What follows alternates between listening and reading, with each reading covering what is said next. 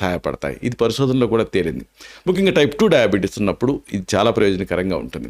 తమలపాకులు శరీరంలో ఇన్సులిన్ తాలూకు సెన్సిటివిటీని పెంచడానికి సహాయపడతాయి. దీనివల్ల కణాలు గ్లూకోజ్ని సమర్థవంతంగా ఉపయోగించుకోగలుగుతాయి. తాజా తమలపాకుల్ని తీసుకొని బాగా కడిగి ఉదయం ఖాళీ కడుపుతోటి 2 లేదా 3 ఆకుల్ని నమిలి తినేయచ్చు. లేకపోతే తమలపాకుల్ని నీళ్ళకి వేసి మరిగించి కషాయం తయారు చేసి కూడా తీసుకోవచ్చు.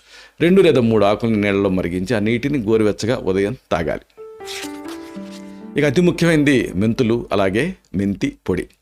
ఉదయం 1 స్పూను మెంతి పొడి, రాత్రి 1 స్పూను మెంతి పొడి నీటిలో కలుపుకొని తాగేయండి.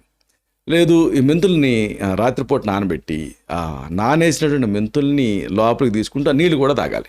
కేవలం మెంతి పొడే కాకుండా ఈ మెంతులు 250 గ్రాములు అంటే దాదాపుగా దీన్ని ఒక పావు కిలో, అలాగే వాము 100 గ్రాములు, ఇంకా నల్ల జీలకర్ర కాలాజీర అంటారు 50 గ్రాములు తీసుకొని ఈ మూడింటిని విడివిడిగా దూరగా వేయించి చల్లారి